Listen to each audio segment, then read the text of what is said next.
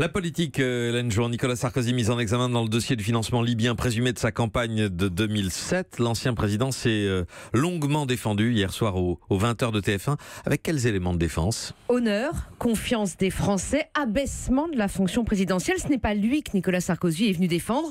C'est la France. Alors bien sûr, il réfute quelques points précis de l'accusation, les incohérences des témoignages de l'intermédiaire Ziad Takieddine. Il brandit le document publié par Mediapart à la source du déclenchement de l'enquête, le qualifiant de faux, quand bien même la justice a refusé pour l'instant de poursuivre pour faux et usage de faux le média incriminé. Il répète qu'il n'y a aucune preuve matérielle de l'accusation. Mais sa ligne de défense tient en une attaque principale.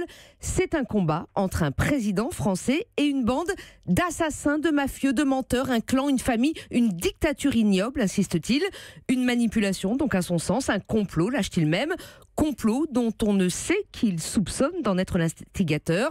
Kadhafi, Mediapart, contre lequel il n'a pas eu de mots assez durs, ou la justice, même si hier soir la violence de sa charge a plutôt épargné les juges, comme s'il anticipait déjà l'hypothèse d'un procès à venir. Oui. C'est en tout cas un ancien président très combatif qui est apparu hier soir. Oui, il n'est jamais meilleur que quand ça va mal, me confie un de ses proches il y a quelques jours. Et bien Nicolas Sarkozy a prouvé hier soir encore quel avocat il pouvait être de sa cause.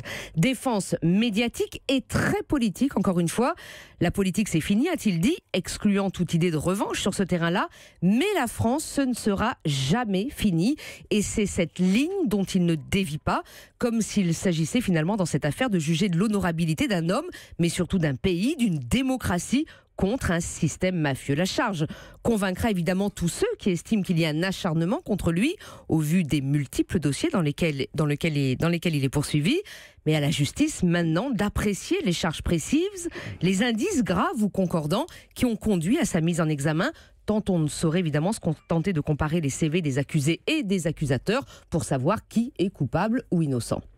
C'est une affaire, quelle qu'en soit l'issue, qui restera une affaire d'État. Oui, que Nicolas Sarkozy sorte totalement innocenté et ce sera un fiasco judiciaire sans précédent.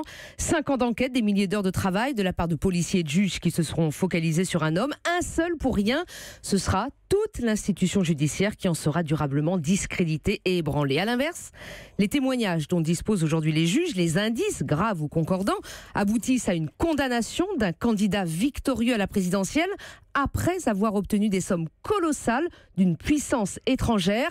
Eh bien, ce sera là le plus grand scandale d'État de la Ve République. La justice en sortira grandie, pas l'image de la France. C'est autre chose, évidemment, un autre niveau que les diamants de Giscard.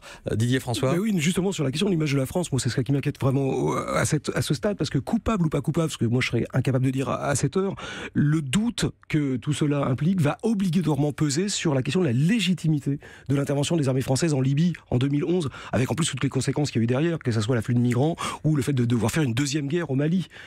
Sauf que c'est un des arguments de défense aujourd'hui de Nicolas Sarkozy, et par ailleurs, Nicolas Sarkozy n'était pas seul à ce moment-là. Il y avait le Premier ministre britannique David Cameron qui était à ses côtés pour décider de cette intervention pour notamment sauver Benghazi à l'époque. Europe 1.